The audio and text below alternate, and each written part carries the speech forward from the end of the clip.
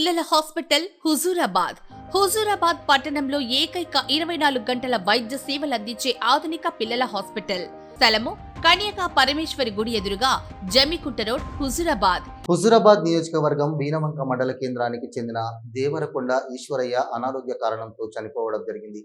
మృతుని కుటుంబానికి పాడి ఉదయానందరెడ్డి ఆర్థిక సహాయాన్ని అందజేశారు.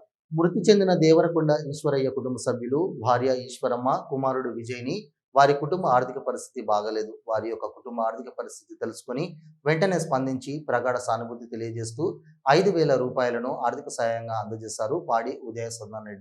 ఈ కార్యక్రమంలో వీణవంక మాజీ జెడ్పీటీసీ దసారపు ప్రభాకర్, వెన్నంపల్లి నారాయణ, అమృత ప్రభాకర్, సమీండ్ల చిట్టి, తాళ్లపల్లి కుమారస్వామి, తొట్ల రాకేష్, సిరిగిరి రాజశేఖర్, పస్తం కుమార్, మహమ్మద్ సలీం, దేవరకొండ ఆదిమూర్తి, రవీందర్, రాంపెల్లి రాములు, సదానందం, సంతోష్ తదితరులు పాల్గొన్నారు.